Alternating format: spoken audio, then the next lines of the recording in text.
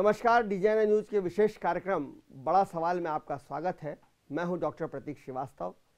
देश के साथ साथ मध्य प्रदेश में भी लोकसभा की सरगर्मियां शुरू हो गई हैं। इंदौर में भी चुनावी सुगबुगाहट दिखाई और सुनाई देने लगी है।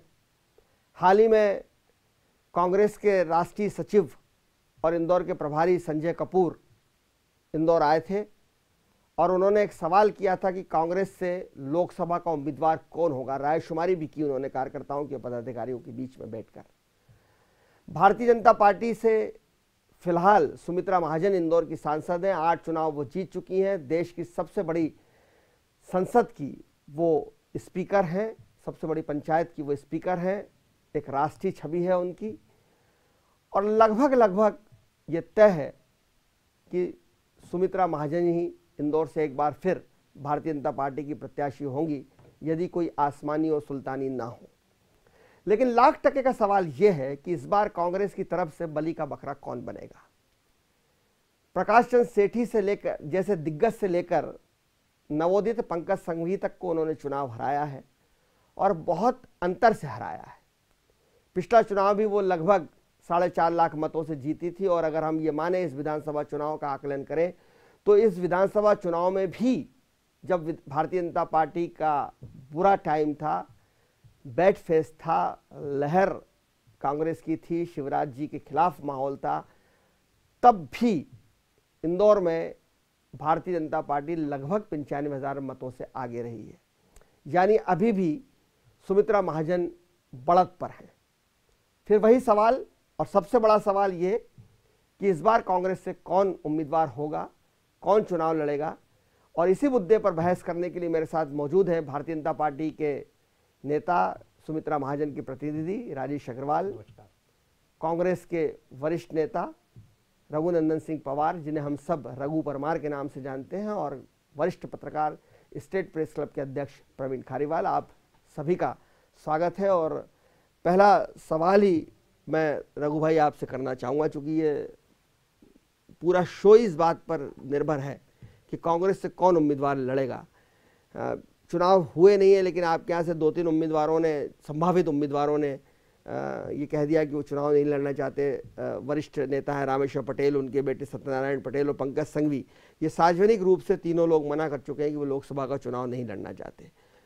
तो अब ऐसी डेल्ट सीट जो भारतीय जनता पार्टी की सीट मानी जाती है देश में, जिन सीटों को भारतीय जनता पार्टी अपना मान कर चलती है, उनमें इंदौर भी एक है।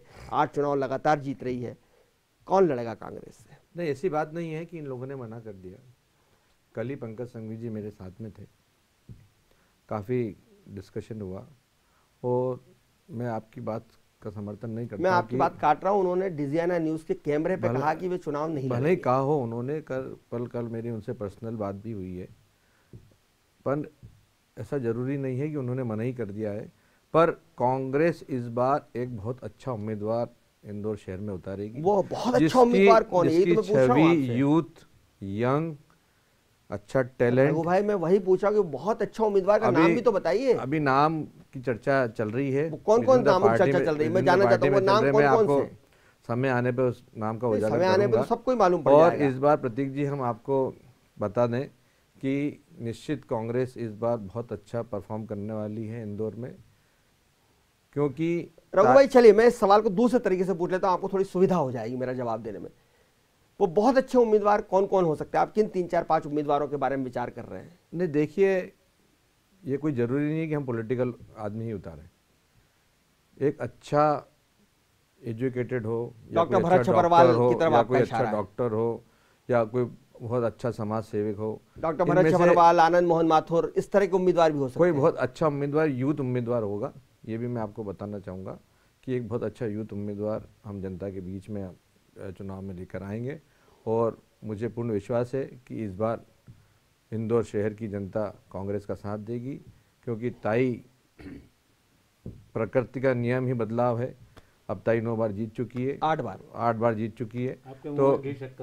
तो इस बार मुझे पूर्ण विश्वास है और उम्मीद है कि कांग्रेस यहाँ से अपना परचम फहराएगी। राजेश अग्रवाल जी, बहुत अच्छा उम्मीदवार होगा लेकिन उसका नाम अभी रघु भाई बताने को तैयार नहीं है। एक सरप्राइज आइटम है, वो उसी वक्त घोषित करेंगे। इन्होंने कहा कि यूथ होगा, बाहर का भी हो सकता है, बहुत सारे क्लू दिए हैं लेकिन नाम नहीं आया। अब हम कयास लगाते रहे शो में, प्रवीण जी को मैं कहूँगा कि वो लगाएं कयास इस तरह का। पर क्या इस बार स्थितियां उतनी अनुकूल हैं ताई के लिए जितनी हर बार हुआ करती थी? आपकी बात का जवाब देने के पहले रघु भाई से केवल इतना सा पूछ लेता हूँ, बताएं भले ही नहीं कि क्या उनको कोई नाम मालूम है या अनुमान के आधार पर सोच रहे हैं कि कोई को ढूंढेंगे या कोई नाम है इनके पास ऐसे? मतलब बताएं नहीं भले ही, पर इनके जहन में कोई नाम है भी या केवल अभी बात कर रहे हैं पॉलिटिकल एंगल से? नहीं, नाम है तो ही तो हम बात कर रहे हैं, नाम नहीं होता तो बात क्यों करते हैं? क्योंकि कांग्रेस के प्लेटफॉर्म पे तो कोई ऐसा नाम ऐसा दिखता नहीं है जो इनके जहन में होगा। पर मैं दूसरी बात कहता हूँ, ताई की दृष्टि से आपने एक बात कही, मेरा ऐसा मानना है कि ताई जैसे नेता देश में ही बहुत कम होंगे, गिनती पे होंगे ऐसे नेता। और आप प्रत्येक बार देख लें, विधानसभा से ज़्यादा वोट ताई को चुनाव में मिलते हैं लोकसभा में, एक आध बार का अपवाद छोड़ दें, लेकिन अधिकांश समय में ताई को जो विधानसभा की लीड जैसे आपने कहा 95,000 है, ताई को हर बार, ताई महू कभी नहीं हारी, जबकि महू हम हारते भी रहे, ताई कभी नहीं हारी महू, ताई राऊ कभी नहीं हारी, जबकि राव हम इस बार भी हारे और इसके पिछली बार भी हारे।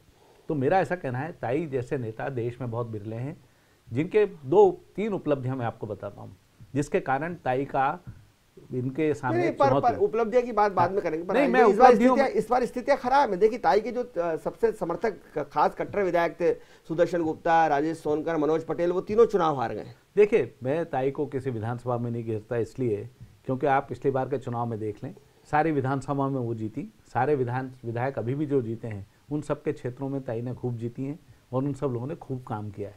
तो मैं कोई विधायकों के घेरे में ताई को नहीं डालता। और रहा सवाल, आप 1 नंबर क्षेत्र की बात करें, सुदर्शन गुप्ता हारें, पर क्या आप हाथ से ताई हारेंगी? कदापि नहीं। एक संजय शुक्ला अपने प्रबंधन से चुनाव जीते हैं, पर वहाँ से ताई को 1 नंबर विधानसभा से हारने वाली, ऐसा कदापि नहीं माना जा सकता। और दूसरा, और भी जगह के मैं तीसरी बात कहता हूँ कि ताई हमेशा, जैसे मैंने कहा कि विधानसभा से ज़्यादा मतों से जीती हैं, एक बात, और ताई के व्यक्तित्व के लिए कई परंपरागत, भाजपा के तो लोग वोट देते ही हैं, कई परंपरागत कांग्रेस के लोग भी ताई को वोट देते हैं। और यही कारण है कि ताई विधानसभा ज़्यादा जीती है। शुचितापूर्ण उनका जीवन है, विकास उनकी राजनीति का उनका मूल आधार जो है विकास है, जिसके कारण इंदौर आज शीर्ष स्थल पर पहुँचा है देश में। और इन सब बातों को देखते हुए ताई के सामने, और आज ताई ने जिस तरीके से लोकसभा का भी संचालन किया है, उन्होंने अपने उस पद को भी बहुत सार्थक साबित किया है। ये सब बातों को देखते हुए, ये ताई के व्यक्तित्व कृतित्व तो मेरे विषय नहीं है। मैं ये जानना चाहता हूँ कि कांग्रेस का उम्मीदवार कौन होगा, चूंकि आप बहुत ही कांग्रेस के कई वरिष्ठ नेताओं के आप संपर्क में हैं। रघु भाई क्लू दे रहे हैं। मैं एक छोटी सी बात और इसमें अपनी कहना चाहूंगा, जो रघु भाई ने बात कही कि इस बार कांग्रेस का, तो देखिए कांग्रेस के लिए बहुत अतिरेक का समय नहीं है।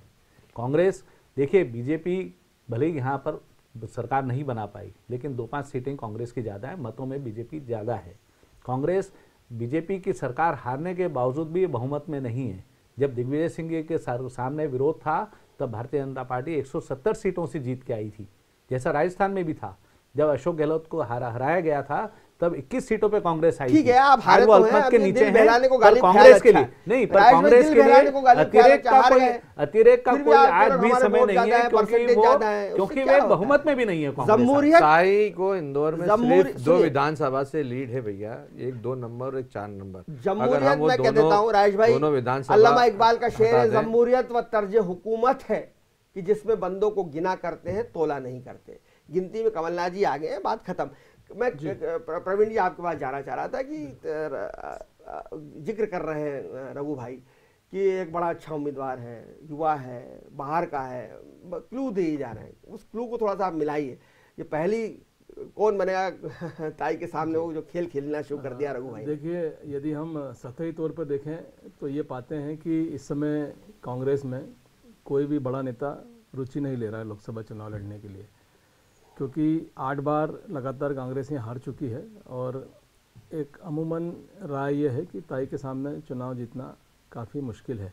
लेकिन इसके बावजूद भी मध्य प्रदेश कांग्रेस के बड़े नेता जितने भी हैं, वो लगातार इंदौर से उनका सभी का सरोकार है, चाहे वो दिग्विजय सिंह हो, कमलनाथ हो, ज्योतिरादित्य सिंधिया हो, सुरेश पचौरी हो, विवेक तनखा हो, कांतिलाल भूरिया, जितने अग्रिम पंक्ति के नेता हैं, उन सब का इंदौर में सरोकार, और इंदौर में वो अपना प्रभाव भी रखते हैं।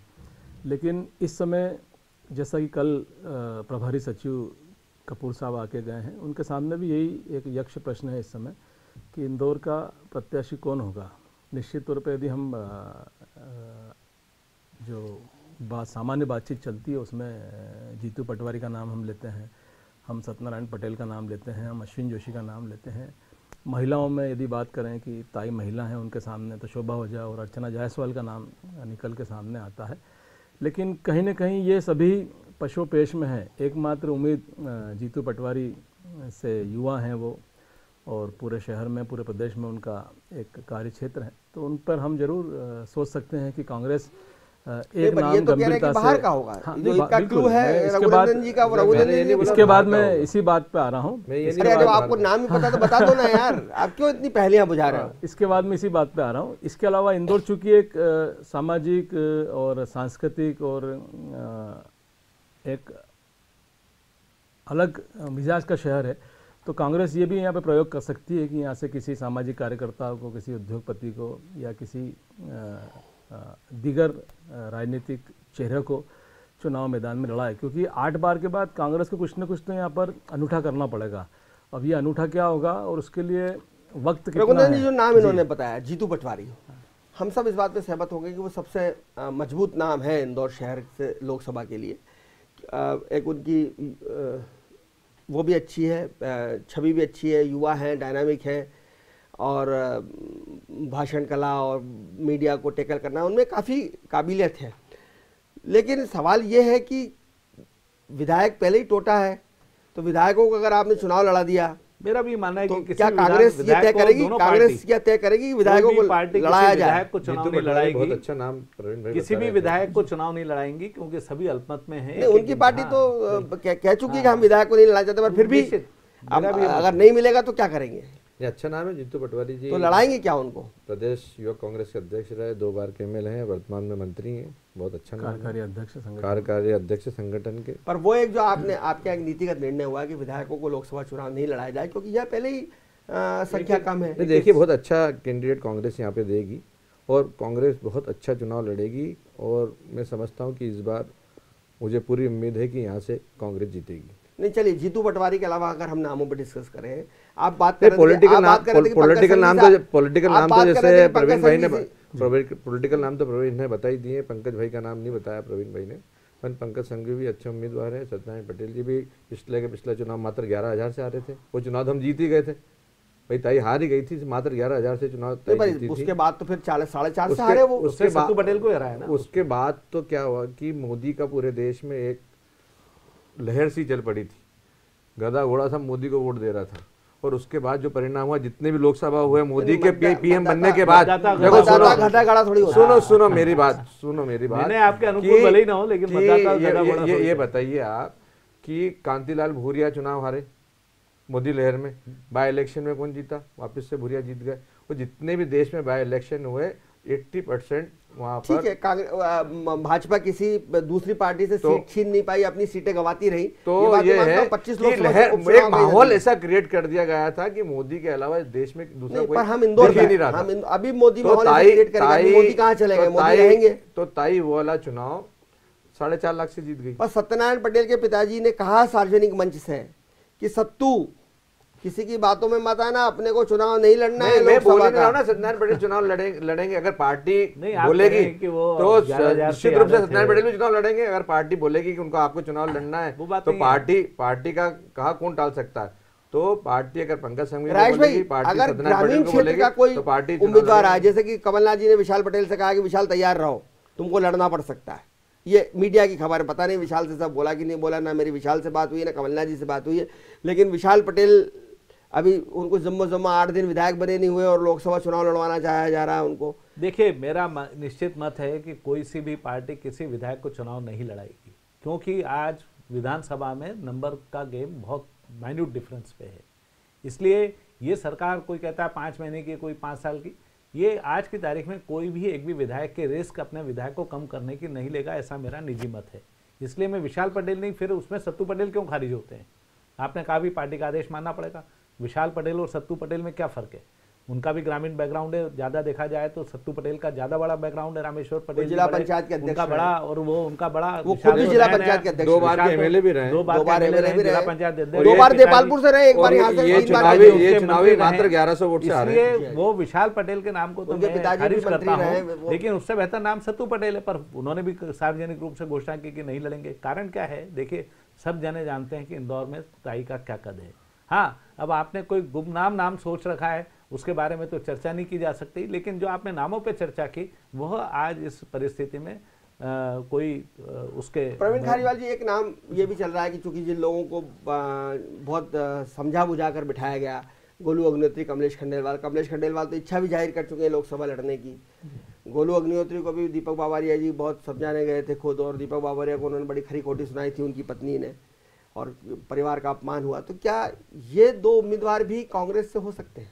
निश्चित तौर पर जो मैंने कहा कि जो चुनाव जो लोग हार चुके हैं, दिग्गज नेता, और या जो रघु भाई का जो क्लू है युवा, उसमें भी फिट बैठ रहा है दोनों ना। तो निश्चित तौर पर कांग्रेस, मैंने कहा ना कि कांग्रेस को यहाँ पे कोई प्रयोग करना पड़ेगा, कुछ अनूठा करना पड़ेगा। तो उसमें हो सकता है कि ये युवा नेताओं में 3-4 नाम जरूर चल रहे हैं, और एक नाम गैर राजनीतिक भी हैं, जिसमें डॉक्टर आनंद राय को भी आप शामिल कर सकते हो। ये 4-5 नाम ऐसे हैं।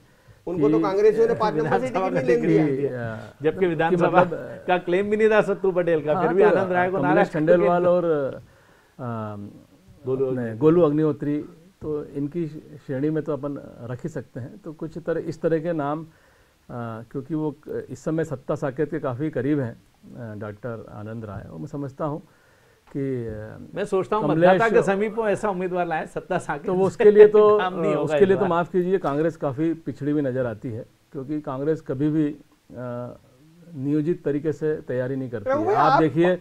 आप देखिए लोकसभा चुनाव सिर पे हैं, लेकिन अभी कोई एक्सरसाइज नहीं है कांग्रेस का संगठन। अभी लोग, हाँ, अभी विधानसभा चुनाव की खुमारी से उतरे हैं, और मंत्रिमंडल और स्वागत में ही लगे हुए हैं, उसमें व्यस्त हैं। और भारतीय जनता पार्टी के आप अमित शाह की तैयारी देखो, 1 साल पहले से वे मध्य प्रदेश की विशेषकर 3-4 जो हारी हुई सीटें हैं उन पर फोकस कर चुके हैं, और इसके अलावा उन्होंने प्रभारी बना दिए हैं। तो इस तरह का काम में भारतीय जनता पार्टी आगे नजर आ रही है।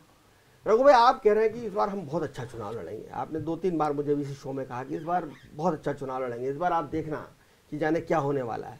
मैं आपसे पूछना चाहता हूं कि आपका ये आधार किस आधार पर, अगर आप बात करें, आपके 4 विधायक जीते, ठीक है, आपका उत्साह दिखता है कि हमारे 4 विधायक जीत गए, लेकिन आपके 4 विधायक जो जीते हैं वो बड़े मामूली मार्जिन से जीते हैं। लगभग 25,000 की लीड आपके 4 विधायक लाते हैं। बहुत देपालपुर में बात की जाती है कि मनोज पटेल फ़ोन नहीं उठाते और इतने से हारेंगे उतने से हारे, से वो 9,000 से हारे। तुलसी सिलावट जी मात्र 3,000 से जीते। जो जीतू पटवारी पहले 12,000 से जीते तो 5 पर आकर टिक गए। संजय शुक्ला जी जरूर 8,000 वोट से जीते हैं, और उन्होंने एक लीड कम करी सुदर्शन वाली। दूसरी तरफ भारतीय जनता पार्टी के 2 ही विधायक इतने भारी पड़ रहे हैं। अगर आपको फिल्म अमर अकबर एंथोनी याद हो, और विनोद खन्ना और अमिताभ बच्चन की फाइट याद हो, तो एंथोनी ने कहा कि अपन ने 2 मारा मगर तगड़ा मारा। भारतीय जनता पार्टी के 2 ही आप अगर देखें, एक 77,000 एक 40,000, तो कहाँ आप टिकते हो? मैं तो पहले ही बोल चुका हूँ कि 2 विधानसभा से काफ़ी अच्छी लीड है, 2 नंबर 4 नंबर। बाकी अन्य विधानसभा में इतना प्रभाव नहीं रहा, इतना परफॉर्मेंस भारतीय जनता पार्टी का अच्छा नहीं रहा। हमारा पूरा प्रयास भी इन 2 ही विधानसभा में रहेगा कि यहाँ हम और लीड कैसे कम करें, क्योंकि अब सत्ता का परिवर्तन हो गया है। 15 साल से भारतीय जनता पार्टी काबिज थी, सब कुछ सिस्टम पूरा बीजेपी 2 नंबर वालों का मैं इसमें जोड़ना चाहूँगा, कोई भरोसा नहीं रहता। एक बार उन्होंने ताई को जमीन भी दिखा दी थी, 220 वोट से लीड मिली थी मात्र। कोई नहीं, पर अब तो उन्होंने चाबी उनके हाथ में दे दी है ना। हाँ, तो उसके ये अर्थ लगाए जा रहे हैं कि प्रत्याशी भी क्या बदल सकता है, क्या ताई की जगह यही पूछना चाहता हूँ कि रमेश मेंदोला को प्रभारी बनाने का मतलब ये तो नहीं है कि कैलाश विजयवर्गीय यहाँ से चुनाव लड़ने के लिए आने वाले हैं। देखिए, मैं आपको संगठन की बात है, मैं उसको बहुत ज़्यादा तो चर्चा इसलिए नहीं करूंगा कि मेरी मर्यादा है, लेकिन आपको एक और बात बता देता हूँ। पिछले चुनाव में भी जो आपने 11,000 के वोट का उल्लेख किया, उसके बाद पिछला चुनाव भी हुआ, और 95,000 वोट से पिछली बार ताई वहाँ से जीती हैं, 2 नंबर क्षेत्र से, जहाँ से आप बात करें पिछले चुनाव की। वही परिस्थितियाँ हैं, वही हमारा राष्ट्रीय नेतृत्व है, इसलिए मैं उसमें कोई बहुत बड़ा परिवर्तन नहीं देखता। और जहाँ तक सवाल है किसी के प्रभारी घोषित होने का, तो मैं नहीं मानता कि इस बारे में ताई से चर्चा नहीं की होगी, नंबर 2। और तीसरी बात एक और है कि इस बार के टिकटों के वितरण में कहीं ना कहीं वो आपको ये भी दिखा होगा कि समीकरण कुछ व्यक्तिगत संबंधों के भी बदले हैं। ताई से चर्चा तो विधानसभा के भाई, समय भी 3 नंबर करी थी। और 3 नंबर मऊ का टिकट काफी ताई के कारण परिवर्तन हुआ। ताई से जैसा हम चर्चा, समझते हैं, हमको रघु भाई, जितना- ताई से चर्चा तो विधानसभा अखबारों चुनाव के समय भी हुई नहीं, थी। अखबारों के माध्यम से पता पड़ा कि 3 और मऊ में जो परिवर्तन हुआ ताई के प्रेशर के कारण नहीं हुआ। 2 नंबर में आज जैसे कैलाश जी की और मात्र 3 नंबर आकाश विजयवर्गीय हमारे अश्विन जोशी से सिर्फ 5000 वोट से जीते, तो कहीं ना कहीं कुछ न कुछ। तो इसलिए मेरा ऐसा मऊ मानना तो है कि अपने वो जो इंदौर आपको संसदीय शंका- क्षेत्र का हिस्सा नहीं है। मऊ तो है ही नहीं, हाँ, कह नहीं रहा है, इंदौर पर संसदीय जो क्षेत्र आपने शंका जाहिर की 2 नंबर के बारे में, वो भी मैंने इसलिए इसी आधार पे आपको कहा कि नहीं, वो पर ये चर्चा जिस तरह से कैलाश विजयवर्गीय सक्रिय हैं, जिस तरह से ताई से पहले उन्होंने बैठ के शुरू कर दी और सारी हारी हुई सीट पर वो पहुंच गए, सावेर पहुंच गए, वो राऊ पहुंच गए, वो देपालपुर पहुंच गए और कार्यकर्ताओं में उन्होंने जोश भी भरा। और ताई का कार्यक्रम जारी हो उसके पहले उन्होंने कार्यकर्ताओं की बैठक ले ली, फिर रमेश मेंदोला का प्रभारी बनना।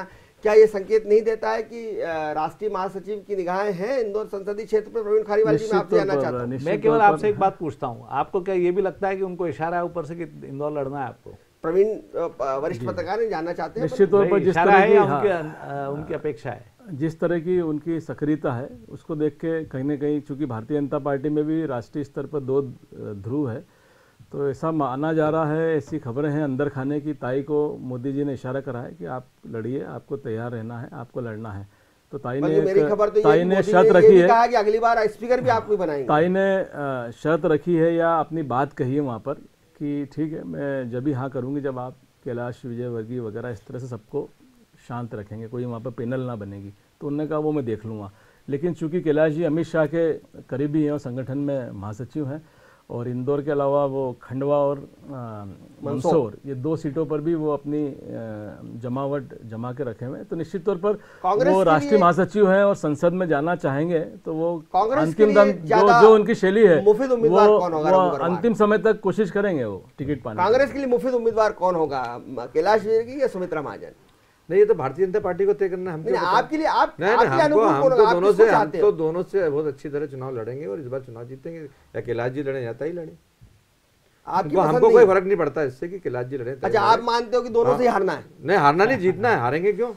इस बार तो हम आपको पक्का बोल रहा हूँ कि इस बार कांग्रेस यहाँ से जीतेगी। आप मान के चलना कि इंदौर में इस बार भारतीय जनता पार्टी चुनाव नहीं जीतने जा रही है। मुझे रघु भाई बताइए, 77,000 2 नंबर में कैसे कम होंगे? 40,000 41,000 4 नंबर में कैसे कम होंगे? जबकि 2 नंबर आपने इस बार सक्षमता से लड़ी है, छोड़ी हुई सीट नहीं है 2 नंबर आपकी, तब 77,000 वोट से आ रही है। भाई ऐसा है कि पूरा सिस्टम अभी तक, मैं बोल रहा हूँ, इस चुनाव तक अभी सरकार थी।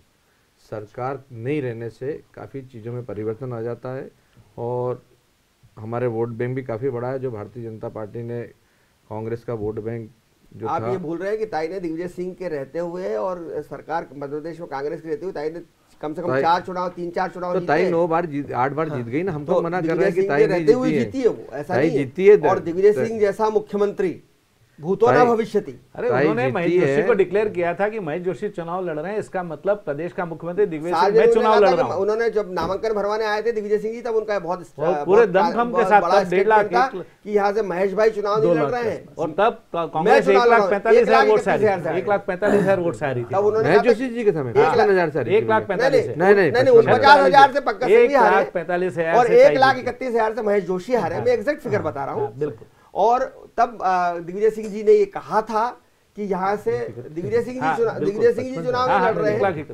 दिग्विजय सिंह चुनाव, तब उन्होंने कहा था कि यहाँ से महेश भाई चुनाव नहीं लड़ रहे हैं, मैं चुनाव लड़ रहा हूँ। और उसकी काट में अटल बिहारी वाजपेयी ने नेहरू स्टेडियम में कहा था कि मुख्यमंत्री अगर ये कह गए हैं कि यहाँ से मुख्यमंत्री चुनाव नहीं, महेश भाई चुनाव नहीं लड़ रहे हैं, मुख्यमंत्री लड़ रहे हैं, तो मैं भी कहना चाहता हूं कि यहाँ से ताई चुनाव नहीं लड़ रही है, प्रधानमत्री चुनाव लड़ रहे हैं। अटल बिहारी वाजपेयी पूरा आपको प्रसंग, तो वो चुनाव अटल जी के कारण ताई जीती थी। किसी ना किसी का ताई जीतती है। राजेश अग्रवाल जी, पर ये आप भले ही कुछ भी कहें, लेकिन ये बात तो सही है कि जिस तरह से सीटें गई हैं, सावेर की गई जो ताई का बड़ा गढ़ माना जाता है और ताई का कैंडिडेट था, वो ताई ने वहाँ प्रचार भी किया। ताई ने पूरे लोकसभा चुनाव में 9 विधानसभा क्षेत्रों में प्रचार नहीं किया। ताई मऊ नहीं गई, ताई 3 नंबर में नहीं गई, ताई जो है वो 2 नंबर में नहीं गई, ताई 4 नंबर में नहीं गई, ताई गई सावेर हार गए, ताई गई देपालपुर हार गए, ताई गई राऊ हार गए। तो क्या ये माना जाए कि ताई का भी अब मतदाताओं पर नहीं, असर नहीं रहा, वो अपील नहीं रही? मैं एक दूसरी बात कहता हूँ आपको। मुझे पहली लगता है बात तो मोदी ये- फैक्टर ज्यादा असर कर रहा है। राजेश भाई कौन सा बताएंगे फैक्टर? इसमें। मोदी फैक्टर। देखिए, मैं लोगों दूसरी का बात कहता हूँ, वो भी बात मोह नहीं भंग मानता। हुआ है मोदी जी से। मैं खास बात यह है कि ताई का लोकसभा अध्यक्ष के नाते उनका बहुत लिमिटेड रोल था, इसलिए आप जो सोच रहे हैं कि वो वहां गई, मतलब कोई एक तो फिर कार्यकर्ता। अरे लोकसभा अध्यक्ष नहीं, के नाते वहां गई और यहाँ नहीं, नहीं नहीं, गई। नहीं, मेरी बात लोकसभा सुनिए। अध्यक्ष तो सब नहीं, जगह नहीं, के नहीं, लिए है मेरी वो। बात सुनिए। देखिए 3 नंबर में क्यों नहीं गई, क्योंकि वहाँ कैलाश विजयवर्गीय खुद अपने कद्दावर एक नेता थे। मेरे सामने जब आकाश ताई से आशीर्वाद लेने आए थे, ताई ने कहा 3 नंबर में मेरी जरूरत नहीं है, क्योंकि कैलाश जी खुद अपने आप में, रमेश के यहाँ जरूरत नहीं है, सेफ सीट है, मैंने नहीं, लेकिन हाँ जहाँ भी जरूरत होगी मैं वहाँ आऊँगी। लेकिन सवाल यह है कि ताई ने, आप जैसा कह रहे हैं, कोई पुरजोर वहाँ पर काम नहीं किया, क्योंकि ताई की एक मर्यादा है लोकसभा अध्यक्ष होने के नाते। एक आध कोई बैठक ले लेना से कोई काम नहीं होता, एक आध बार किसी से बैठक कर ली, दैट्स ऑल। इसके अलावा ताई का कोई उस आधार पे आप जो कह रहे हैं कि चुनाव हारने में ताई को कोई श्रेय नहीं मिला कि ताई ने कुछ काम कर पाई, लेकिन ताई का बहुत लिमिटेड रोल था। कोई नाराज लोगों को बैठा के बात कराना, उतने तक ताई का सीमित रोल था। एक बात सवाल रहा ताई का, जहाँ तक आप ये बात कह रहे हैं, पर साथ के साथ मैं आपको ये दावे के साथ कह रहा हूँ कि जहाँ नहीं गई या जहाँ गई, इसका चुनाव पे कोई असर नहीं है। पर हाँ, कांग्रेस के ट्रेडिशनल वोटर भी ताई को वोट देते हैं, और 11,000 के समय जब सत्तू पटेल और सब साफ दिख रहा था, एक अलग परिदृश्य था चुनाव में, तब भी कई लोग कांग्रेस के बाहर से आए कि हमको ताई जैसा नेता चाहिए, जिससे हमको ये भरोसा रहे। कई तरह की ताई की जो शुचिताएं हैं, कई तरह का लोगों को विश्वास है, मैं कर चुका हूं, तो उस आधार पे एक बहुत बड़ा वर्ग है जो ताई को वोट देता है। आपको एक कैंडिडेट खुद आगे रह के आपके पास आ गया है, राष्ट्रकवि सत्यनारायण सत्तन।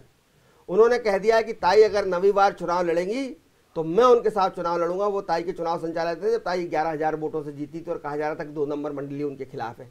तो कहीं आपका इशारा सत्तन जी की तरफ तो नहीं है कि सत्तन जी जैसा राष्ट्रकवि, ओजस्वी वक्ता, प्रखर वक्ता, ब्राह्मण, अभी तो ब्राह्मण कार्ड बहुत चढ़ा है इस विधानसभा में, चाहे वो 1 नंबर हो, चाहे वो दूसरी विधानसभाएं हो, सब जगह ब्राह्मण कार्ड चला है, और ब्राह्मण मतदाता बड़ी संख्या में है भी सही इंदौर में। 1 नंबर 3 तो नंबर। क्या सत्तन जी बहुत वरिष्ठ नेता हैं, बहुत अच्छे व्यक्तित्व हैं, और उनका अगर हमको साथ मिलता है तो बहुत अच्छी नहीं, बात है। आप उनको लड़ाएंगे की आप बात, आप लड़ाओगे उनको लड़ाने की बात है, साथ साथ तो मिलते हैं तो आपके उन्होंने लिए इस बार तो ये- साथ तो इस बार वो संजय शुक्ला को ओपन नहीं दिया ये था। आप तो पार्टी तय करेगी, मैं तय थोड़ी कर सकता हूँ कि कौन लड़ाएगा। पर मैं आपको बता चुका हूँ पर कि आपके जो कांग्रेस- सोचे हुए 2-3 नाम है उनमें तो नहीं है कांग्रेस ना वो। पार्टी बहुत अच्छा उम्मीदवार हम लड़ाएगी। और प्रवीण जी, आप सत्यनारायण जी सबको- सत्तन अगर उम्मीदवार होते हैं ताई के खिलाफ तो क्या कॉम्बिनेशन बनेगा? निश्चित तौर पर सबसे बड़ा फायदा तो ये मिलेगा कि जो भारतीय जनता पार्टी का एक बड़ा नाराज तबका है वो उनके साथ खड़ा नज़र आएगा। दूसरा, उनकी लोकप्रियता और पूरे शहर में उनकी जो पहचान है उसका लाभ कांग्रेस को मिलेगा। तो कांग्रेस को ABCD से शुरुआत नहीं करना पड़ेगी। तो ये तो एक और दूसरा ये है कि उनकी जो बराबरी का उनका मुकाबला जो पहले दिन से रहेगा। भाषण कला है हाँ, उनकी, वही उनकी जो पहचान है राष्ट्रीय कवि के रूप में। और एक ब्राह्मण होने मैं के नाते- सत्तन जी के बारे में तो मैं सरस्वती कोई पुत्र- टिप्पणी नहीं कर सकता, मेरी सरस्वती बंद पुत्र सीमाएं हैं वो, तो नहीं निश्चित नहीं, तौर पर सत्तन जी पर को, पर सत्तन जी अभी 2 नंबर विधानसभा क्षेत्र में हनुमान जी की कथा सुना रहा है। इस समीकरण का भी कांग्रेस क्या कहीं अर्थ ना है? कहीं मात खा जाती है। जब ये वाकया हुआ, जिस समय सत्तन जी ने ये अपनी प्रतिक्रिया दी, कांग्रेस को उसी समय उनको लपक लेना था, लेकिन कहीं ना कहीं इंदौर में नहीं, नहीं, कांग्रेस, तब सत्तन मात जी खा खारिज भी जाती कर है। चुके थे हाँ। कांग्रेस का।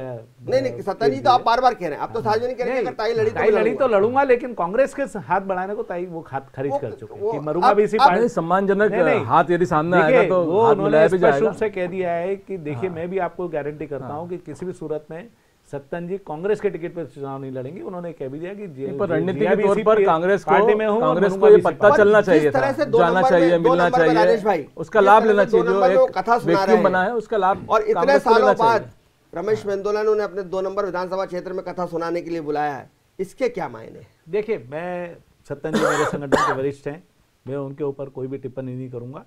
कहने के लिए मेरे पास बहुत सारी बातें हैं। ताई का कार्यकाल उपलब्धि भरा है, इसलिए मैं उन सब बातों को खारिज करता हूं कि कोई भी ऐसा उम्मीदवार जो अपने कभी जनप्रतिनिधि के रूप में, पर हाँ कांग्रेस अगर कोई नया नाम सोच रही है, या तो इनको मालूम ही नहीं है या एक ख्यालों में है इनके नाम न बताना एक बात हो सकती है, या नाम है ही नहीं वो दूसरी बात हो सकती है। तो आज रघु परमार जी के सामने प्रश्न है, बाकी तो सारी बात ताई के ऊपर है। ताई के ऊपर तो सारी बात मैं आपको बता चुका हूँ, उनका चरित्र, शुचिता और उपलब्धियाँ, ये ताई के रिकॉर्ड है। बहुत और धन्यवाद। देश में बहुत कम लोग ऐसे हैं जो ताई के कहीं बहुत समीप भी छू बहुत पाते हैं। धन्यवाद राजेश अग्रवाल जी, रघुनंदन पवार जी और प्रवीण खारीवाल जी। मुद्दा वहीं का वहीं है कि ताई के सामने कौन। हमने बहुत सारे नामों पर डिस्कस किया, रघु परवार जी ने कुछ क्लू भी दिए, लेकिन इस पहली का बूझो तो जाने कौन वाली बात है। इस पहली का कोई बूझ नहीं पाया कि ताई के सामने कौन, लेकिन इतनी बात यह है कि ताई के सामने जो भी आएगा वो बहुत कठिन चुनौती के से रूबरू होगा। इस विपरीत परिस्थितियों में ताई भाजपा 95,000 वोटों से आगे है, तो कांग्रेस इस हिमालय को कैसे पार करेगी, चुनौतियों के पहाड़ पर कैसे विजय पाएगी, ये वक्त की बात है। आपको हमारा कार्यक्रम कैसा लगा ज़रूर बताइए। देखते रहिए DZRA न्यूज़। खबरों का सिलसिला जारी है, जारी रहेगा। नमस्कार, धन्यवाद।